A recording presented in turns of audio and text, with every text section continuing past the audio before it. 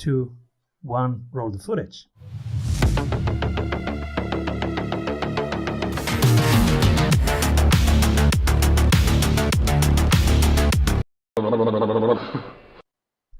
Welcome back, everybody. I'm Simon Severino, your host.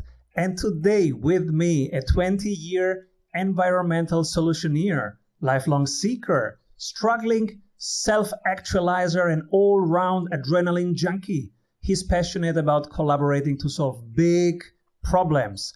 Welcome, Matt Prindiville. Hey, Simon. Great to be with you.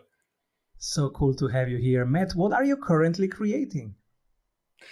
Yeah, so I lead an organization called Upstream, and we help business, nonprofit, and government leaders spark innovative solutions to plastic pollution. And also, we work to help remake consumption patterns so that they work for people and communities and the planet. And so, a lot of people refer to the space that we work in as the circular economy space. Our niche is that we're focused on reuse, and we're not reuse in the way that you think about it, like I'm going to bring my reusable water bottle or coffee cup everywhere, but in developing reusable systems so that the burden is not on the individual or on the consumer, but the burden is actually on business to get us the things that we want and need without all the waste. And so, we like to say that we work to make throwaway go away, and we're really focused on creating this new reuse economy where businesses get us the things that we want and need without generating any garbage. What's the difference between circular economy, cradle to cradle, and reuse? I love this question. I think the circular economy and cradle to cradle, they're often used to mean the same thing. We've had lots of different ideas that have emerged over the last 30 or 40 years around creating an economy that works for people and the planet. And I think cradle to cradle was one of those original ideas. It was popularized by an architect named William Stahel, and then another architect named Bill McDonough helped to blow up that idea. That was a really seminal book in my upbringing as an environmental advocate. Came out in 2002 and described a world where the economic systems and the businesses that we create and build and the services that we create enable a thriving planet and also enable thriving humans. And for me, reading this book 20 years ago now, it was really a radical idea, and that helped to build on what we now refer to as the circular economy. I think that term has really become popularized in the last 5 to 7 years. You've got circular economy organizations cropping up all over the world. You've got it's becoming a professionalized class now. And the big idea is really just how do we make sure we're moving away from this linear economic system where we take natural resources from the planet, we make them into stuff, and then we throw them into a landfill or we litter them or we burn them up in incinerators. And also, how do we move away from the overconsumption of the planet that's happening right now and bring our consumption patterns into, circularity, looking at how nature operates and what's going to, ultimately drive a thriving planet and thriving people. And so the reuse part of that, the reason why reuse is so important is that a lot of the conversations around circularity and the circular economy, they've focused on, well, we just need to recycle more. We just need to make sure the stuff doesn't end up in the garbage, and that we can design it so that it gets in a recycling stream, and then we're going to recycle it and we're going to turn that stuff into the products of tomorrow. The problem with overly relying on recycling is that there are still significant environmental impacts in the recycling supply chain. And so what I mean by this is, let's take the example of a plastic bottle. So that bottle is typically made from the byproducts of natural gas, and you have to drill for that gas. You have to pipe or ship that gas somewhere where it can be refined. You've got to make it into plastic. You got to get plastic pellets, and then you mold those pellets into a bottle. You fill that bottle with Coca-Cola and you ship it somewhere far away. Then if that bottle gets into the optimum system, which doesn't get in the environment, doesn't get in the garbage, it goes into a recycling supply chain, it starts another journey where it has to be transported. It has to be, broken down. It's got to be rebuilt into something else. And typically what happens is it doesn't actually get recycled into the product that's the same value. It often gets just downcycled. You might turn that bottle into a park bench or a piece of carpet, get one more use out of it, and then it's off to the landfill. And so, it also doesn't address kind of the overconsumption issues that we have from the planet. Like right now, human beings all around the world deserve to have a modern and decent standard of living. But we can't do that if we're basing it on this linear economy, and if we're relying on things like recycling to provide that decent standard of living. And so reuse is so exciting because instead of creating that bottle and getting it into a recycling supply chain, now imagine that we're creating a reusable bottle. And instead of just getting one use out of that bottle, we are now getting 20, 30, 50, 100 uses out of that bottle. And so, pretty much the same amount of material, maybe a little more to make it more durable. But now we're cycling that. And the other thing that we're doing is, instead of these big, long global supply chains for materials, now we're shrinking those supply chains down into regional service models. So that bottle, that refillable bottle of Coca-Cola, instead of making these big trips to a recycling facility and getting broken down and recreated and all this stuff, that bottle is now cycling within a 10 to 100 mile radius of where it's being used, consumed, and then washed, sanitized, and refilled.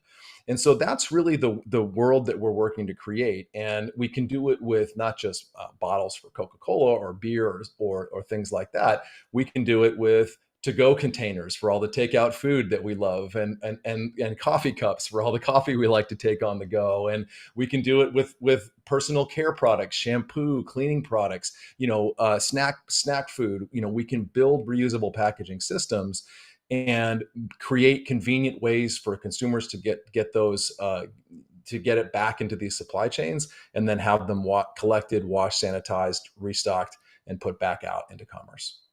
What's the hardest part right now in building this beautiful business?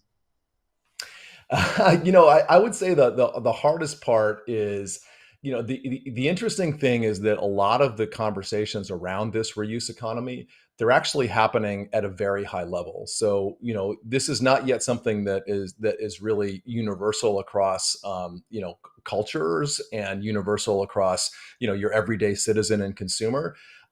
Most citizens and consumers around the world are concerned about the planet. And many of them are concerned about things like plastic pollution and waste and climate change and all of these kind of big picture environmental issues. When most people think about reuse, they think about it in terms of my individual behavior. Like I'm gonna make sure that I bring my reusable water bottle and so on. I have bad news, Matt. I have bad news. Yesterday I saw a poll, just the US, but I think it's representative. Yeah. What's on people's minds right now? Yeah. So 33% inflation, 25% gas prices, food prices, energy prices. You got it. Then you have a long list of 5%, 3%, and then comes 1% environmental issues. Yeah, absolutely. And I think this is it's one of the defining challenges that we're in today, is that we have I think of these two giant environmental problems.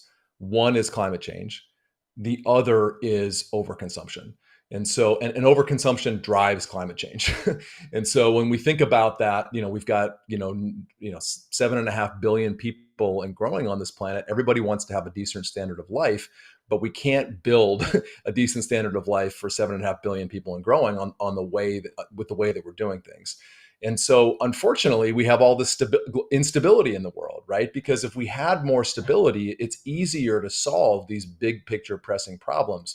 It's like there's all these fires cropping up all over the place between, the Russia and the war in Ukraine and inflation and the pandemic and all of these things that are and the decline of democracy and the rise of authoritarianism, and there's all of these things which feel very immediate, and they are immediate. But unfortunately, that's getting in the way of us being able as a species to solve these major environmental problems that they're just getting more and more important as time goes on. And so the thing that gives me hope in all this is that even though the everyday citizen and everyday consumer isn't yet fully aware of the potential of the circular economy and the potential for reuse systems and services, many businesses are. And I've seen a big shift in big business on the food service and the consumer goods and on the beverage side in recognizing that more recycling in and of itself is not going to lead to their environment, sustainability, and governance goals. Like they're going to need to develop these reusable systems. And the good news is that we know how to do this. We've done this before, and we're doing it at scale right now in AB InBev, which is the biggest beer company in the world. They sell roughly 32% of their products in refillable bottles.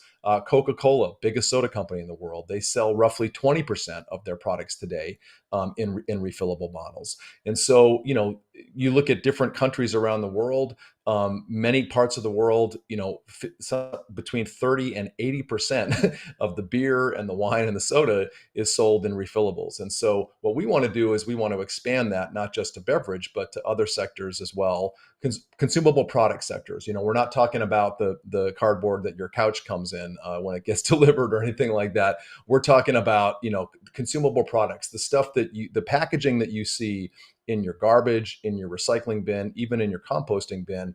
We want to shift more of that over to reusable packaging because of the environmental benefits and also because of the economic benefits. And this is where it might be exciting to list for some of the business folks that are in your audience. I'm an environmentalist. I'm in this for the planet. But what's exciting for business is that you are able at scale to actually get cost savings. And when you think about it, it makes sense. Like if you have 25 bottles that can be replaced by one bottle that keeps getting cycled in a service model, that can save money. And so, that's the exciting thing. And we've got all kinds of data that shows that. And especially for supply chains, is another thing that's exciting for business, is that the big issue today for a lot of businesses is supply. They can't get the materials or the things that they need in order to get their products to market. Well, reusable packaging is an inherently more resilient system than single-use packaging, because you've created that bottle, it's in a local service, you've created that container, it's in a local service model. And we're seeing some companies that are starting to embrace reusable, refillable packaging, in part because of the supply chain issues around single-use packaging. I love your model because it's the toughest situation when you don't have when it's not top of mind for the user, right? And it's not their hardest problem at hand, but it's the best for them. So it's not what they ask for, but it's what they need. This is usually the hardest situation.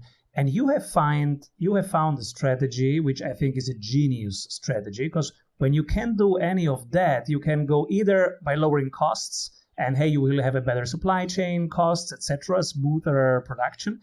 But then the next genius thing is to raise their status. So if you do this, you enter the club that you always wanted to enter. Yeah. And this is what you came up with. And I'm so excited that we can share it here after one word from our sponsors.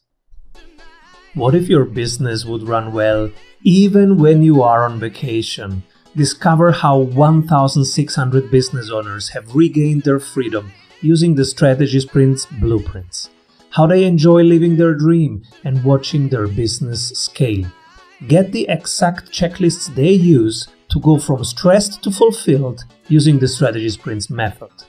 Order your copy of Strategy Sprints 12 Ways to Accelerate Growth for an Agile Business on Amazon today. And if you love it, leave us a review. For more information, head over to strategysprints.com.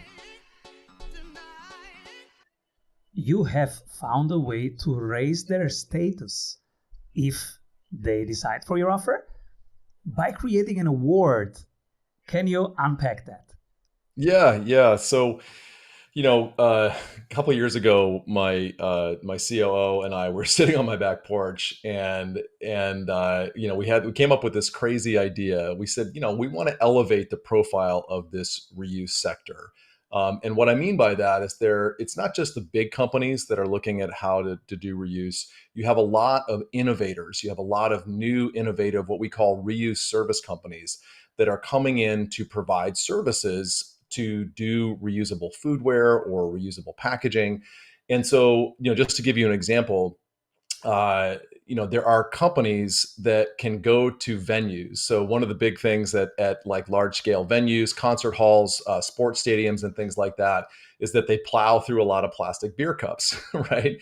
And with all the attention paid on single use plastic, some of the owners of these venues are rethinking, that strategy, because there's so many cups to clean up. There's so much cups that go in the garbage. And so there are reuse service companies that can go to a venue and they can say, hey, you guys are going through 100,000 plastic beer cups for one ball game. We can provide you reusable cups that we will collect and we will wash either on site or close by. And it's going to the price point will be similar or cost comparable to all the single-use plastic cups that you're using. And you should do this because it's not only good for the environment, but we think that this is also going to be good for business, and that your customers are it's a much better experience to drink beer out of a reusable cup than a single-use cup, and et cetera, et It's cetera. And less so work for them, right? The cleaning up. that's right. That's right. And so what we wanted to do is we wanted to create an award show that really helps to shine the spotlight on companies like this that are innovating our way out of these kind of single-use packaging problems. And not just the innovators, but we also wanted to highlight the activists and the policymakers and the leaders that are really also helping to do things like pass public policy and build out the infrastructure that we need for all these things. So it's not just big companies and reuse service companies. It's also the community activists and the people that we need to help build out the infrastructure to help all this stuff scale. And so anyway, we call it the Reusies.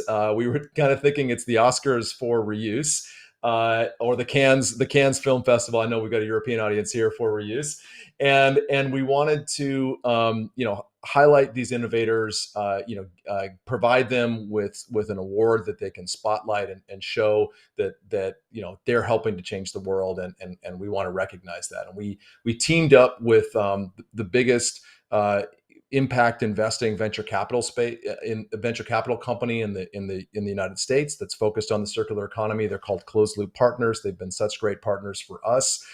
We've also teamed up with other amplifying partners like the World Economic Forum, World Wildlife Fund, the Ellen MacArthur Foundation, and others to spread the word and to participate as judges to really help evaluate, who are the most innovative companies and what are the most exciting initiatives that are going on at a community level, all the way up to big corporate levels.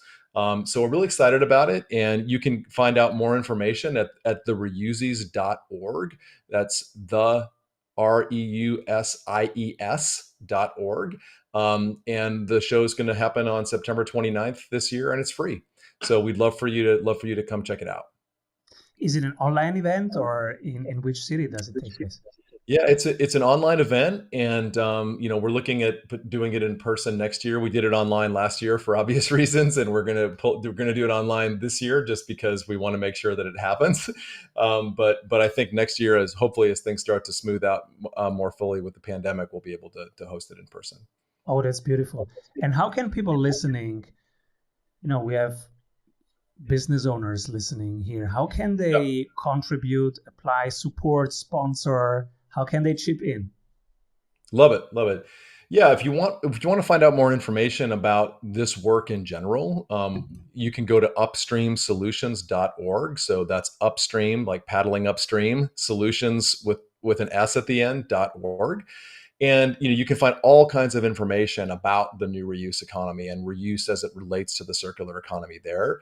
We think that for businesses that are focused on food service or beverage or consumer goods, there's a wealth of information as well as ways to get involved in changing your packaging or the foodware that you're using from single use to reuse.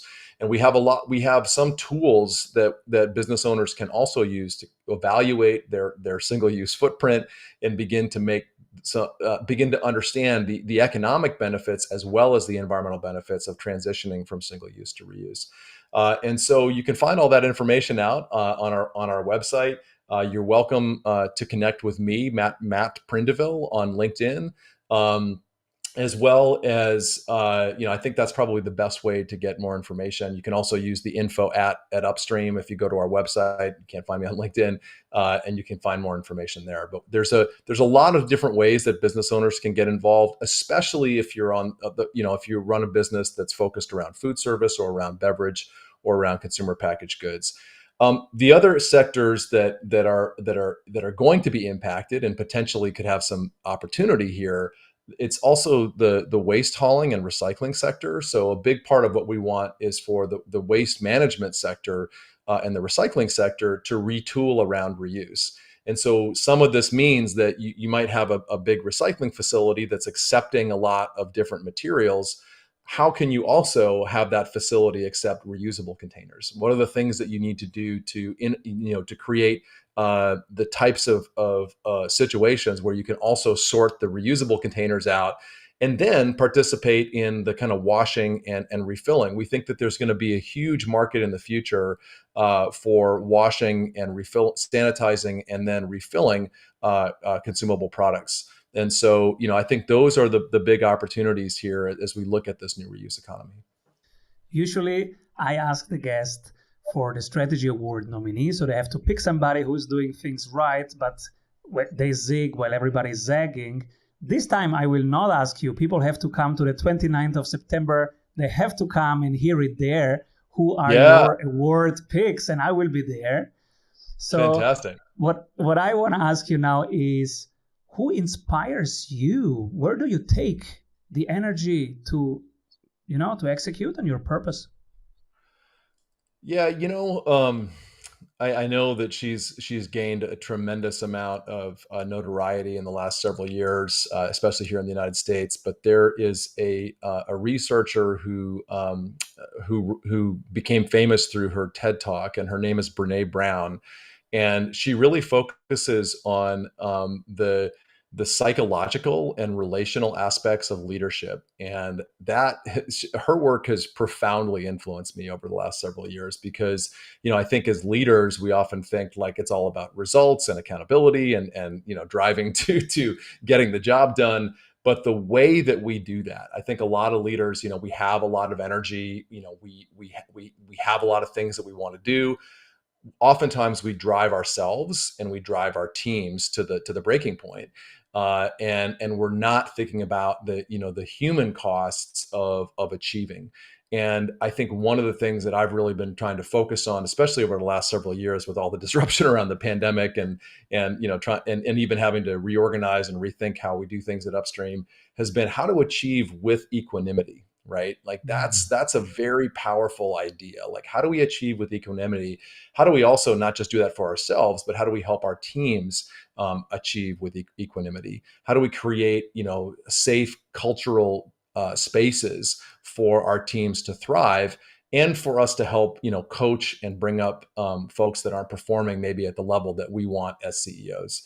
And so, to me, Brene Brown's been an incredibly inspirational leader. She has a podcast called the Dare to Lead podcast, where she interviews all kinds of different people, and you get lots of different perspectives on kind of the more relational, leading from a place of vulnerability, recognizing that vulnerability can actually be a strength and a superpower. These are things that I've had to learn over the last several years, and they've dramatically improved my ability as a leader. And so when we say equanimity, do you mean that we are not attached to the outcome? We give everything, but we are not attached to the outcome, just to the process? No, I don't think I mean that. I think, outcomes are important, obviously, but I think that it's about like, how do we ensure that we are emotionally centered and grounded? How do we ensure that, the organizations that we lead and the way that we lead, that we're doing that from a place of, we want to accomplish things, but we want to have happy, grounded people that aren't burning out, like that, and happy, healthy, grounded teams that are being effective in working with each other. And so it's not to say, let's just focus on the process. But I think if you do focus more on the process, the outcomes will follow. I think that's something else that I've had to learn, is that, if we can design good processes and good systems and create a great culture, and I'm saying this, not like I've done it. I just want to be clear to the folks that are listening. I'm doing it. Like, it's an ongoing process. I'm constantly learning. Even this week, I just had some moments where I'm like, oh my God, I can't believe I did that again. So that part of that equanimity is also being kind to yourself. I think, really driven people, sometimes we are driven because we have a judge in our head that's constantly criticizing, anything that we perceive of as poor performance.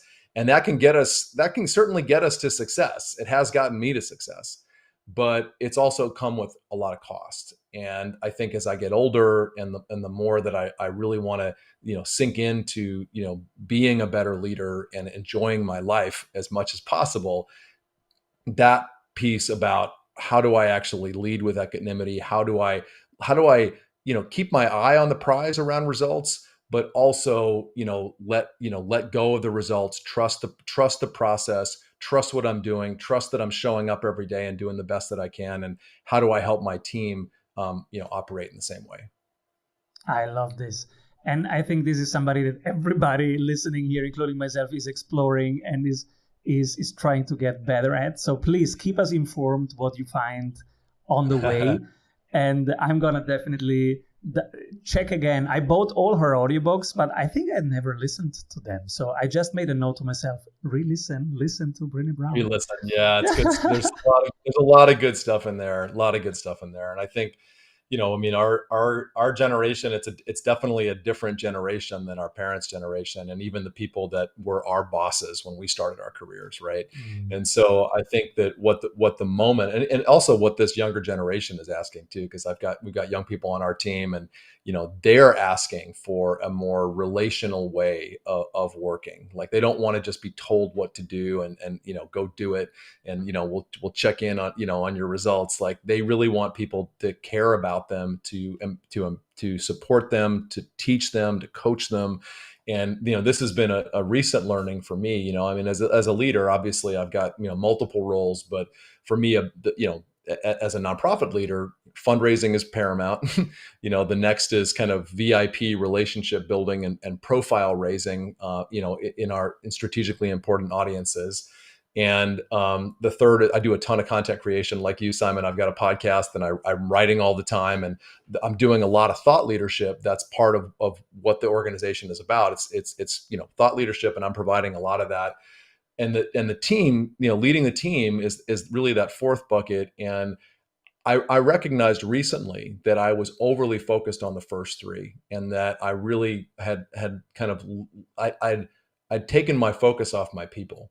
And I think this is another, getting to one of the other questions that you connected with about, what, is there anything, that I've recently changed my mind about? It's really been to refocus on my people. And some of that has actually meant that I've had to make some difficult decisions that I've been putting off around, reorganizing people within the organization, reorganizing teams. When I really started to pay attention to people and culture, that's caused me to rethink about how I'm structuring the organization, and where I need to move people, and what are the kinds of people I also need to bring in to accomplish the results that I want to, and also to build the team that's operating with the culture that I want. And so that's been a tough lesson. Tell us about the Indisposable Podcast, because everybody who's listening right now likes podcasts. So who is it for? Yeah. What can they expect? Yeah, love that. So, we started the Indisposable Podcast about 2.5 years ago. We're actually coming up on our 100th episode. I know as a podcaster, that's got to be exciting for you as well. And at the time that we started it, it was the only podcast in the world that was focused on solutions to plastic pollution. And over time, we've really evolved it to focus on the new reuse economy. But for the target audience, we have it's really upstream's audience in many ways. So it's business, nonprofit, and government leaders that are interested in the circular economy, interested in circularity, zero waste, and this new reuse economy idea. And so we have everything from the innovators that I mentioned to the sustainability officers for corporations that are working on reuse, to other NGOs, to the government leaders that are figuring it out, to consultants that are building thriving businesses in this sector, to activists and kids and everything in between. And so it's a fun and interesting podcast. There's definitely something for everybody there, and we'd love to have you check it out. You can check out the Indisposable Podcast wherever you like to listen. You have a new follower, and I guess I'm not the only one. So you will hear our feedback soon in the reviews. Oh, great. Love it. Thank you, Matt Prindiville, for sharing your wisdom, your journey, and your offers with us. Matt, who should be my next guest? Oh yeah, great question. I was thinking about that when I saw the prep notes here. I mean, if you're interested in checking out one of these reuse service companies, I think that there's just so many interesting CEOs and entrepreneurs that have emerged from the space in the last years. Also, there's plenty of them in Europe, not just in the United States. There's one CEO that we've worked closely with that I think is really doing a remarkable job, and this is the cups at events. That example that I used about reusable cups at events. So not only is that's kind of the anchor part of the business. The company is called R Cup, and the leader is called Michael Martin. He's an interesting guy because he kind of started as an investment banker, and he moved into the sustainability space around greening concerts and greening events. And he's worked with some of the biggest artists in the world through that, the Rolling Stones and U2 and Mumford & Sons and so on. And so, one of the biggest complaints from the artists was all the throwaway beer cups. And so he was like, I think I can solve that problem. And he created a company around it. And then he's realized that in developing the company that they can also branch into lots of other reusable packaging. So reusable to-go containers and foodware and things like that. And so they've recently won a big contract in the city of Seattle to develop a reusable packaging system around cups and to-go containers, and really interesting company. And Mike's an interesting guy to connect with. Oh, that's beautiful. Thank you, Matt, so much for being here. Where can people find you the quickest way? Yeah, quickest way is just check me out on LinkedIn. I'm at Matt Prindiville, Prindiville on LinkedIn. And you can also check us out at upstreamsolutions.org. If you're interested in just staying up to speed on this new reuse economy as it starts to emerge and grow, I would highly recommend that you sign up for our email list. You can just go to our website and it'll prompt you pretty much as you start scrolling to sign up for our email newsletter. We send one email a week. We are cognizant not to spam people. And basically it's just chock full of information. It's got our latest podcast. It's got our latest vlog and blog. It's got any news that's happened that week, any reports or fact sheets that are being released, not just by us, but by others. And so if you're interested in the space, that's definitely the best way to stay on top of everything. And then, for me personally, you can connect with me on LinkedIn. And the 29th, we want to be part of your award event. Where do we find it? 29th of September. So if you go to thereusies.org, and that's THEREUSIES.org, you can sign up right there. It's very simple because it's an online event. All you need to do is submit your email, and then all the details will follow. We'll send you follow-up emails and reminder emails, and we'll get it on your calendar and everything else.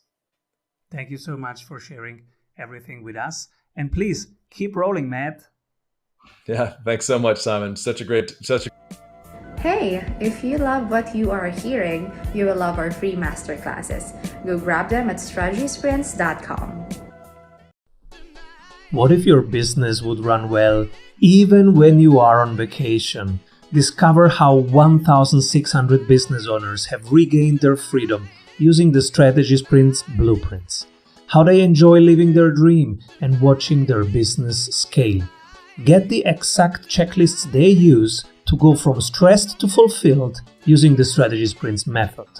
Order your copy of Strategy Sprints 12 Ways to Accelerate Growth for an Agile Business on Amazon today.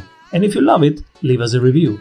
For more information, head over to strategysprints.com.